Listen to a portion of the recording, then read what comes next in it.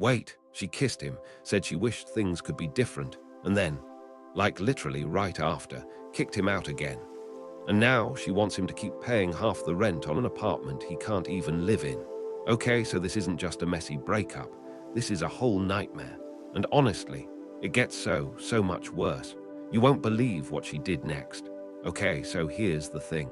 This guy, 28 years old, engaged to a woman he genuinely thought he was going to marry.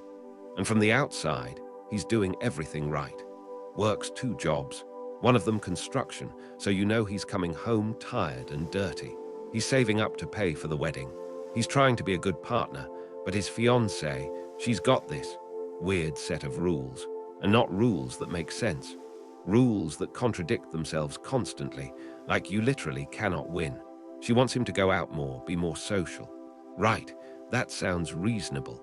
But then when he actually does go out, she calls him and yells at him the whole time he's there. So he's out with friends or whatever, and his phone just keeps buzzing with her being angry at him for doing exactly what she asked. And you're sitting there thinking, wait, what did he do wrong? Nothing, that's the thing. He didn't do anything wrong. Or here's another one. She wants him off his phone, says he's on it too much. Okay, fair enough, a lot of couples have that conversation, but then she just sits there on her own phone for hours. And that's fine, apparently. Rules for thee, but not for me, right? And the gym, oh man, the gym, she wants him to go. She says he should work out, get in better shape, all that, so he goes. And then she complains that he's there too long. Like, how long is too long? He didn't even know there was a time limit. So now he's supposed to go to the gym, but also not really go. Or go for exactly the right amount of time that she's decided in her head, but hasn't told him. It's impossible, but it gets smaller too. I mean, really small stuff. She didn't want him running the washer and dryer so much. So he went from doing laundry twice a week down to once a week. And remember, he works construction. His clothes get filthy fast. Once a week is pushing it. But he did it anyway because he loved her. She thought he had too many clothes, even though they each had the same amount of storage space. So what did he do? He donated the clothes she didn't like. Just got rid of them to make her happy. She didn't like him cooking late at night when he came home from his second job, so he stopped cooking, started picking something up on the way home instead. And here's the saddest part. He thought this was normal couple stuff. He literally said, I felt like this was regular couple stuff. Adjusting, compromising, giving a little here and there. But that's not what this was. This was her slowly erasing his preferences, his habits, his comfort, until he was just doing whatever she wanted. And he didn't even notice it happening. Because here's the thing about controlling people. They don't usually start with the big stuff. They start small. A comment about the laundry, a little complaint about your cooking, a suggestion to get rid of a few shirts. And each request by itself seems reasonable. You think, okay, it's not a big deal. I'll just do this one thing to make her happy. But then there's another thing, and another, and another. And before you know it, you're not really sure what you actually want anymore because you've been so focused on what she wants. And then on top of all that, she has a drinking problem. Now it's not that she drinks every day. He made that clear. But when she does drink, she doesn't know when to stop. No off switch. And when she's drunk, she gets mean. At first he said it was just playful teasing, but then it escalated. She came home hammered one night, nothing new there, but this time she stayed mean even after she sobered up. That's the thing with alcohol and abusive behavior. The alcohol lowers inhibitions, sure, but it doesn't create the meanness from nowhere. It just uncovers what was already there. And once she sobered up and was still cruel, that's when he should have known something was really wrong. But he didn't, because he kept making excuses. He kept adjusting. He kept thinking if he just tried a little harder, changed a little more, she would go back to being the person he fell in love with. Spoiler alert, that doesn't happen. And here's where it gets even weirder. So one night she comes home hammered. Nothing new, right? He's used to her drinking. But this time it's different. She's not just playful or teasing. She's outright mean, like mean. The kind of mean that leaves a mark even after the words are over. And he does what he's always done. He writes it off. Tells himself she's just drunk. She doesn't mean it. Tomorrow will be better. But tomorrow comes and she sobers up. And she's still mean. That's the moment. That's the red flag waving right in his face. Because drunk words can be sober thoughts, yeah, but drunk meanness that turns into sober meanness. That's not the alcohol, that's her. She tells him she deserves better. She wants to start over. And by start over, she means he needs to leave. Then she starts listing his faults. And this is where you just have to laugh because it's so unbelievable. She says he doesn't get along with her friends. Okay, reasonable complaint maybe, except he's never met her friends. They don't even live in the same country. How do you get along with people you've never met? What does she want him to do? Send them a care package and a handwritten apology for not existing near them? Then she says he doesn't make an effort with her family. But wait, he's really close with her brother. They game together all the time. And they have dinner with her parents once a month. What more does she want? A PowerPoint presentation, a formal petition for acceptance. He's literally doing the work. And then the last one. She says he's too dependent on her. He admits he puts her first a lot. But isn't that what you're supposed to do when you're engaged? Put your partner first. Within reason, obviously. But he's not dependent. He works 2 jobs. He pays for the wedding. He's the one doing all the changing and adjusting. If anything, she's the one dependent on his willingness to bend over backward. So she kicks him out, just like that.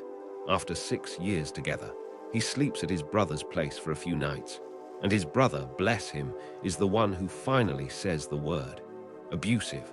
He tells Op that maybe this breakup is a good thing, and Op can't wrap his head around it.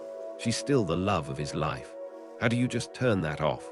So he goes back, not to move in, just to get more clothes, but also, let's be honest, to see if they can talk. And she flat out refuses. Says her friends all agree with her. By the way, the friends he's never met, those friends, they agree he's the problem. Cool, now she's hostile, not just distant, hostile, mean, cold, short, unless she wants something.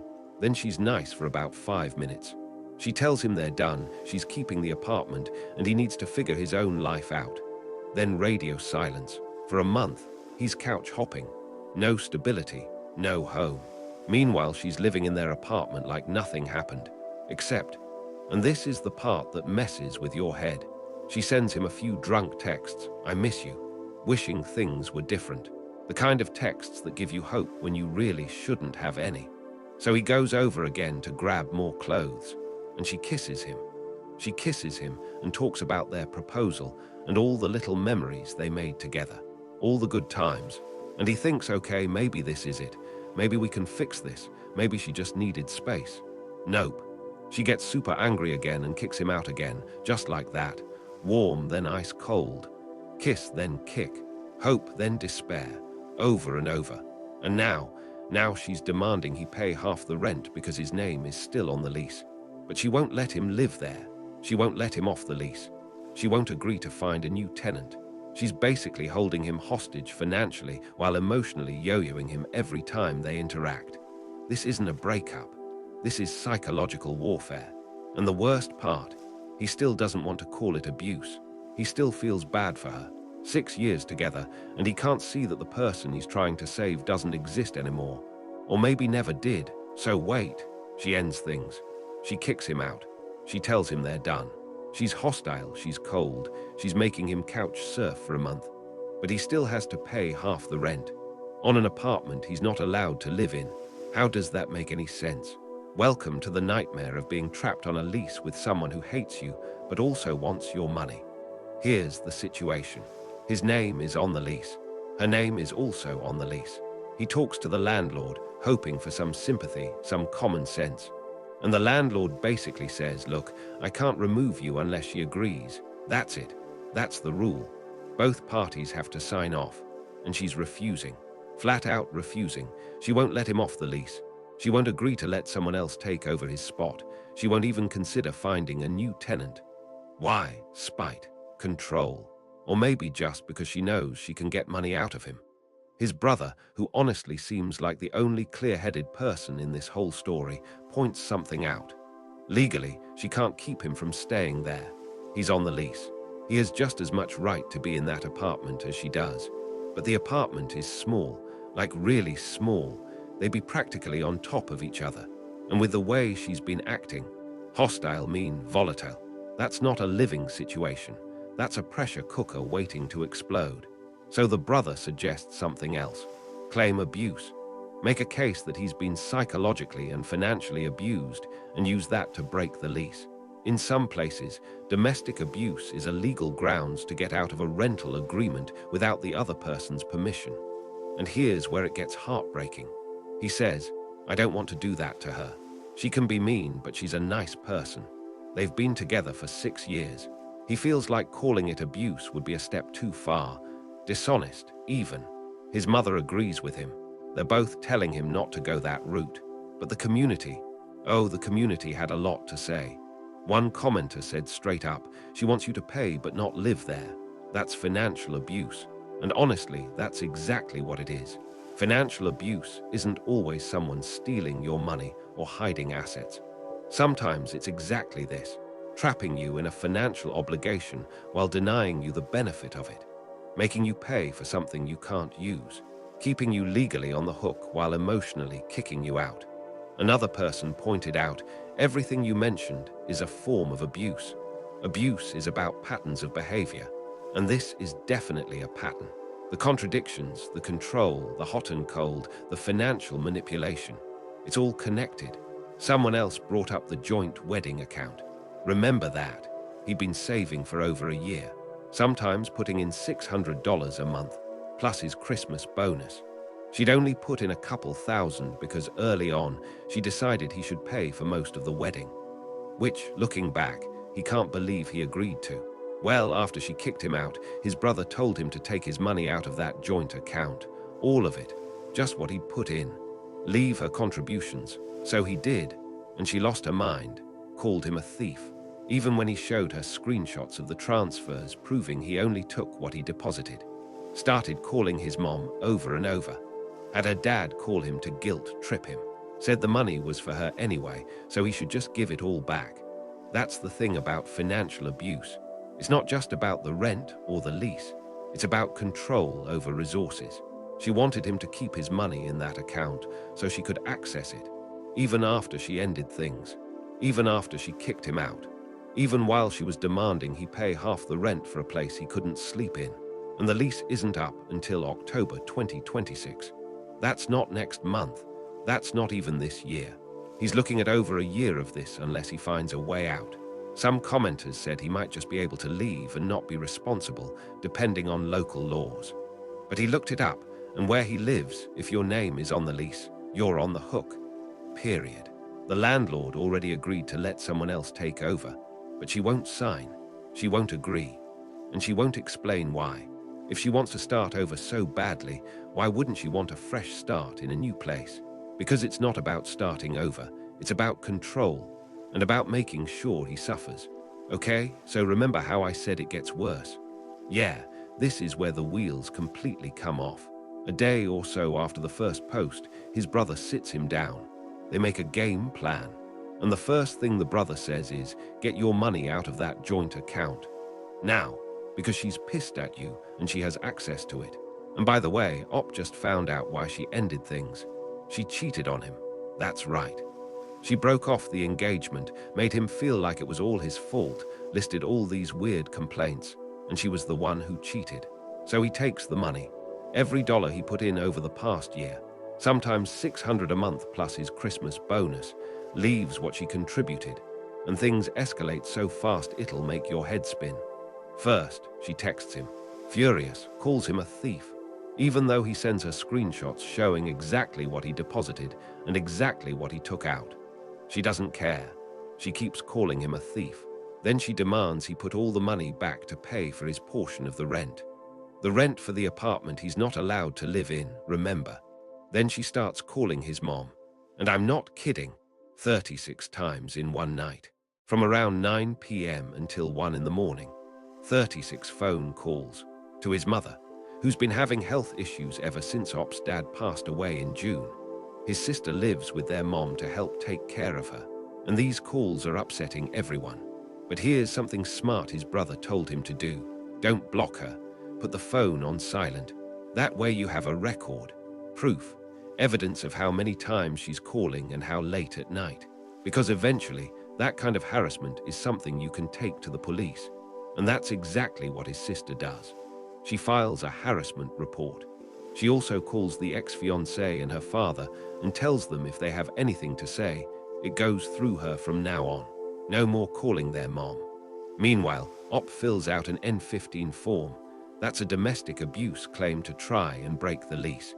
But when he talks to the officer handling the harassment report, the officer says he's not convinced it'll get approved because he wouldn't classify this as domestic abuse, which is honestly kind of wild given everything we've just heard. 36 phone calls in one night, a cheating ex demanding money, refusing to let him off a lease, but sure, not abuse. He goes back to the landlord, same story. Landlord is dismissive, won't help unless she agrees to reassign the lease. And she won't. Why would she? She's got him exactly where she wants him. Now here's the timeline. The lease goes until October 2026. That's well over a year away. He's couch hopping, she's in the apartment, and he's supposed to just keep paying. Meanwhile, she cheated on him, kicked him out, harassed his sick mom, and called him a thief for taking his own savings. But here's the thing that really gets me. Even after all this, he says he didn't think he could fall out of love with someone so quickly. And then he does. He finally sees her for who she is. Not the person he spent 6 years with. Not the person he proposed to. This new person. Or maybe the real person he'd been making excuses for all along. His brother was right from the beginning. The abuse claim might work, or it might not. But at least the important part is done. He knows she's toxic. He knows he needs to get away. He's looking for an attorney now, trying to figure out the legal side. But can we just pause for a second?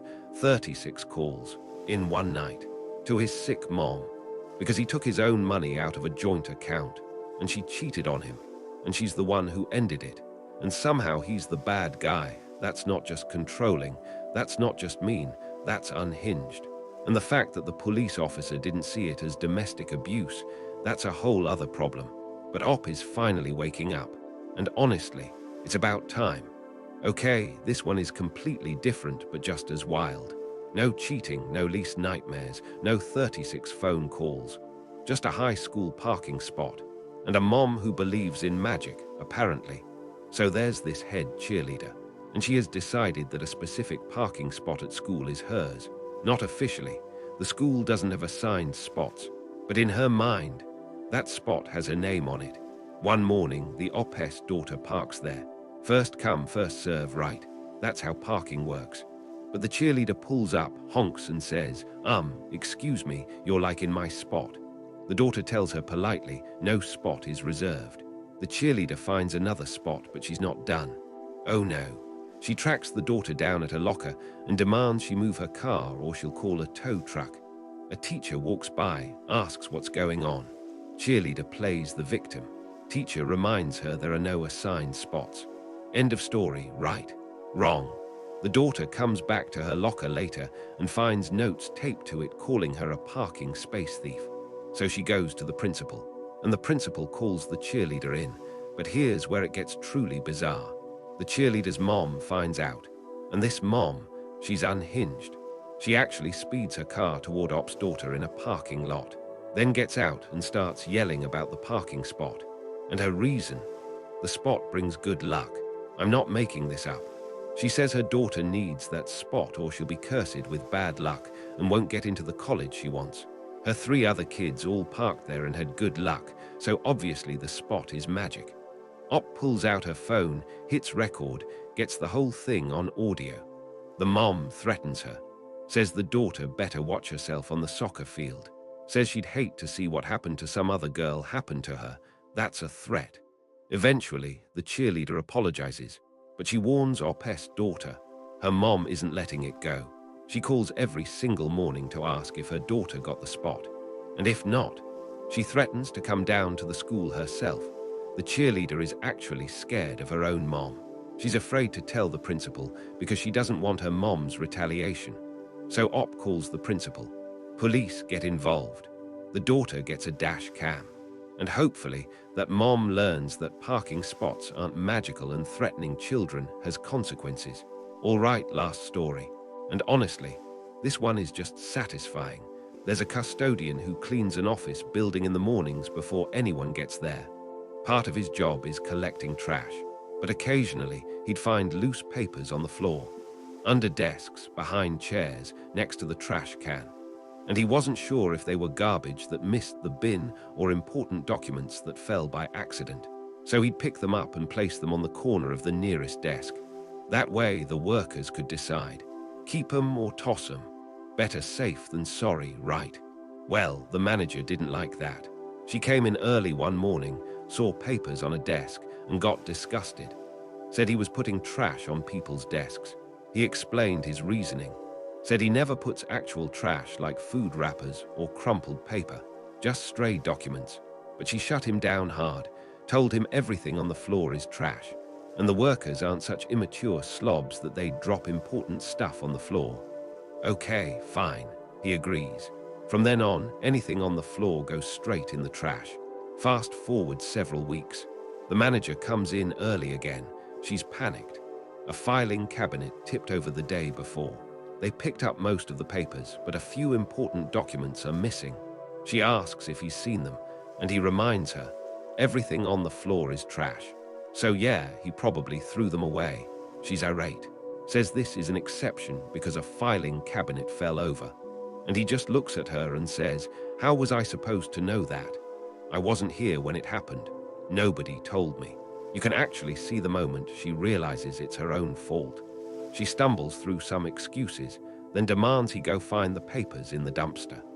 He tells her the office opens in 15 minutes and he still has work to do.